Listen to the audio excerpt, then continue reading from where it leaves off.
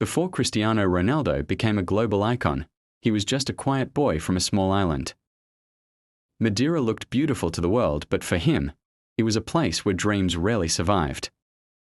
His family struggled with money, and Ronaldo often hid his pain behind a brave, fearless smile. But deep inside, one fear kept burning, the fear of living an ordinary life. At just 12 years old, he made a decision that even adults hesitate to make. He left home, alone. A new city welcomed him with empty rooms and lonely nights. No family, no comfort, no guarantee of success. Loneliness became his first enemy, and nights felt longer than the days. But even in that silence, he trained harder than anyone around him. Coaches didn't just see talent, they saw obsession, a boy who simply refused to stop. Ronaldo didn't just enter Sporting Lisbon, ready to break him destiny, like a storm, shaping something unbelievable.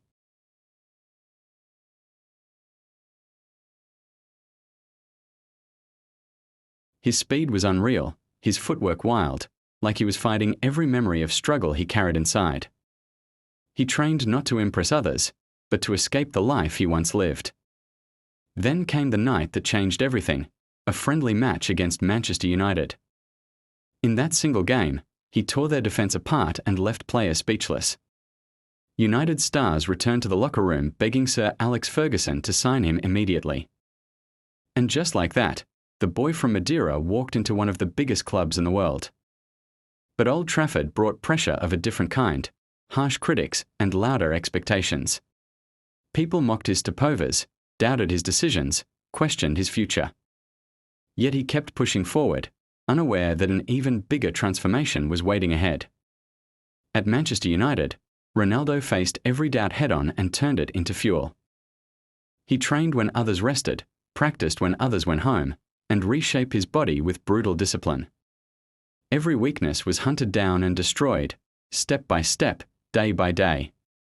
He stopped being a flashy kid with a record-breaking offer, League's biggest threat. Ronaldo knew this was the stage he was built for. Trophies followed. Spain didn't just demand talent, finally caught up to his obsession.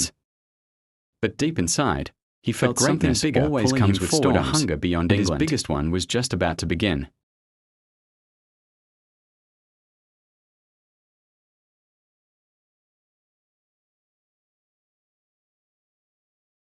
And he went there to become one.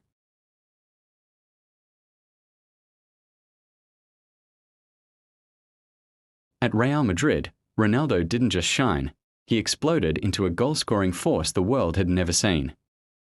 But with every celebration came new critics, new comparisons, and new pressure. The spotlight was blinding, and even a single bad game created headlines waiting to tear him apart. The rivalry with Messi pushed him into a zone where failure wasn't an option. Instead of breaking him, that rivalry sharpened him into something unstoppable. But the battles weren't just on the pitch. Injuries, expectations, and media storms followed him everywhere. Still, he rose above it all, rewriting records and redefining what greatness meant. Then came a bold move to Juventus, where many believed his era was ending. But Ronaldo doesn't chase safety, he chases challenges. And the next chapter of that chase would take him somewhere no one expected. Ronaldo's move to Al Nassr wasn't a step back, it was a step into a new era he planned to reshape. He brought global attention, transformed the league, and proved influence is bigger than geography. For Portugal, he continued to lead with the same hunger he had as a young boy leaving Madeira. Victories lifted him, heartbreaks hardened him, but nothing ever broke him. He showed the world that greatness isn't measured by age, it's measured by the fire you refuse to let die. His story became more than football. It became a blueprint for ambition. From poverty to power, from doubt to domination, he changed the meaning of what's possible. He inspired millions to chase their dreams, no matter how impossible they look. And even today, he stands not as a player reaching his end, but a legend still writing chapters. Because Cristiano Ronaldo will never just be remembered, he will be studied.